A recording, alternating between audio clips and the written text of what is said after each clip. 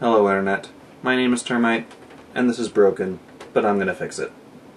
Well, it's a much nicer day than last week was, so I think I'll start out with a little bit of news. And in order to do the news, I think I should get a more news-ish look. This should do it. See? Side parting, just like on the news. And now for the unemployment logs news.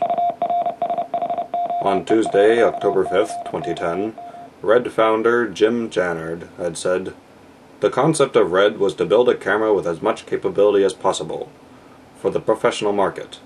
Then we thought we could extend it down to the prosumer level. Apparently that was a mistake." Well, Jim Jannard, I have to disagree with you there. A little background on Red would be helpful, I think. Yes. Anyway, Red Digital Cinema has been building these phenomenal cameras. Most famous for the Red 1 camera, which is a $17,000 camera body that shoots in 4K resolution. That's 4 times the size of the best HD TVs out there. And it's got this film look to it. It's got more dynamic range and exposure. It's got a full 35mm size sensor, and it gets some fantastic imagery, and a lot of TV shows are being shot on it, as well as movies. If you go to holdyourshoe.com and look at the post link for this episode, I'll have a list of movies shot on Red, and you might be surprised. And like any successful company, Red wanted to expand its lineup. So it came up with the Epic camera, which is 5K, and that's a much more modular system than the Red 1, and also the Scarlet, which records in 3K. And that's been looked at by the prosumer market, and they've been looking at it and saying, "Oh, this is wonderful. We can finally record in 3K without having to deal with compatibility issues or really expensive cameras or anything like that." But by saying we thought we could extend it down a bit to the prosumer level, apparently that was a mistake. He's basically saying that he only wants the good toys to be in the professional realm. Jim, you're missing the whole point of the prosumer market. See, the prosumer market has a very rich history of extremely good cameras. You got the Canon XL2, which was later superseded by the XLH. You've got the Panasonic DVX, the JVC GY HD 100.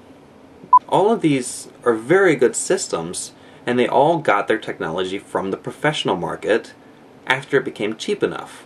So by saying that you don't want the Scarlet to be a prosumer camera, you're basically stalling the prosumer market. See, when the prosumer market gets the toys that the big guys have, that leaves room for the professional market to get better. And then it trickles down to prosumer, and the whole cycle continues. That's progress. That's how society develops. What are you doing to us, Jim?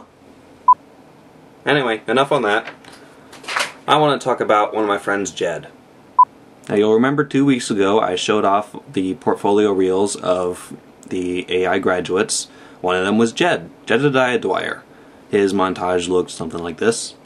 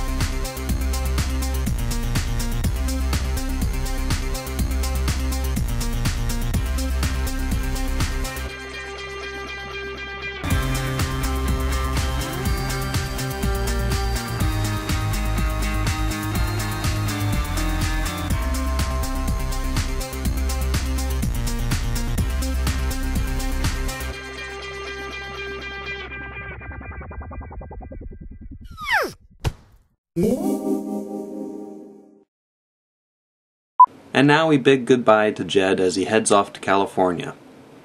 So, anyone watching this in California looking for a very dependable, talented guy, Jed's your man. Give him a job. And now with the housekeeping done with, I want to talk to you about this. See, anyone who knows me personally knows I'm not a big fan of Apple, or its products, or its service, or its prices. So when the time came for me to replace my old Samsung P2, which had gotten damaged over years of abuse, I took a good long look at the Zune HD. See, it's got an OLED screen, which is brighter and has better black levels than a traditional LCD. I'll give you a little demonstration. As you can see, you can't tell between the screen and the bezel. It's as black as the bezel. That's, well, you got a little reflection in there. On the left side, you can kind of see where the screen meets the bezel. But if you're just looking at black levels, you can't tell. I love that about this thing.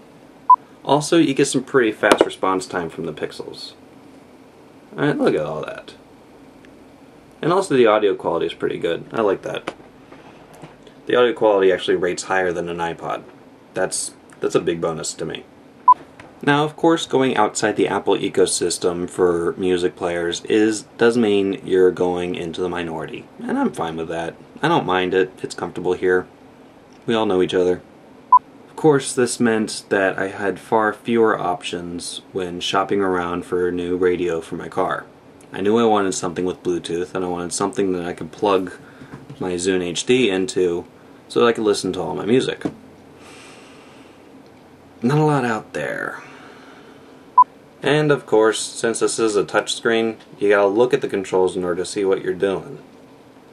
Which is not a good idea when you're on the road. So I wanted something that would connect with USB and I could just use the controls on the radio to fiddle with things. And those requirements, which admittedly I set for myself, brought me to a standstill in my search. So, I asked for some help. One of my favorite shows on the internet is Tekzilla. They cover a bunch of different technology things like, you know, do-it-yourselfers or software or hardware or whatever, product reviews, etc., etc., etc. And of course they take viewer questions. Now you can email them, it's kind of dull, but you know, you can get more precise in what the question you want to ask. But they also invite viewers to send in video questions, and that's basically uploading a video, like 10 or so seconds, to YouTube, and then emailing them the link. And I decided, if I'm going to ask a question, I might as well make it entertaining. So I decided on the video question route, and since I am a video, well, I was a student then, decided to use my skills and put together something more professional looking. Because just about every question they've gotten is a guy sitting in front of his webcam with his giant headset microphone on, talking in a very mumbled voice about what headset to buy or something like that. Very boring.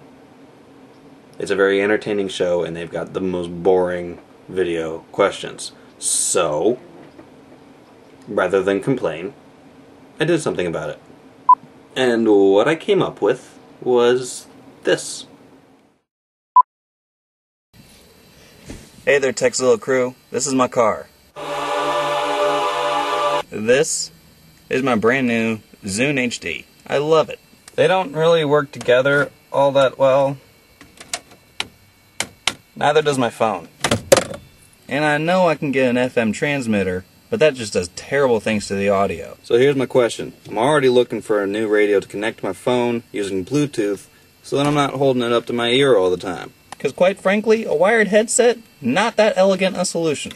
My question is, are there any solutions that will let me hook up my Zune HD using the USB port to the head unit so that I can control playback using the buttons on the radio? Thanks guys, I love the show, keep it up. I'm going to drive into this hedge here. Now I'm not going to play the part of the show where they answer my question, because first off, that's copyright infringement and they'd pull me off the internet for that and I might get sued, and no one wants to get sued by their favorite show. No. So instead, go to holdyourshoe.com and find the blog post for this, unless you're already on the blog post for this, and you'll have a link to the show. Because they deserve your bandwidth more than I do. It's a good show. Now, they did recommend to me a Kenwood unit, which is like a secondary head unit. It's got its own display and control knob and stuff, and it was really cool. And I was really taken with it. Just, it was $300, and I also wanted the Bluetooth, and that would have been like an extra $90. So instead, I stuck with the Kenwood brand and got an Exelon X693, I believe the number was. I'll correct it with a subtitle here. And while it doesn't have the USB control that I would have liked, I still got good audio quality out of it. It's a nice looking head unit. It's fun to use, and it's got the Bluetooth that I wanted in the first place. So I can listen to whatever I'm listening to, Flogging Molly, What's Left of the Flag, from my Zune Pass account, in the car, no problem. So that's it for this week's episode. I'm going to keep listening to music and stuff, because I like music. It makes me happy and dance and sing. And yada yada yada. Remember, you can email me, holdyourshoe@termitestudios.com. Also, keep watching this blog, holdyourshoe.com. And my personal website still needs an update. Termitestudios.com is still up and running. See you next week. Why are the holes on the bottom? Who uses those? In my years of working with hard drives, I've never seen any of them use the bottom holes.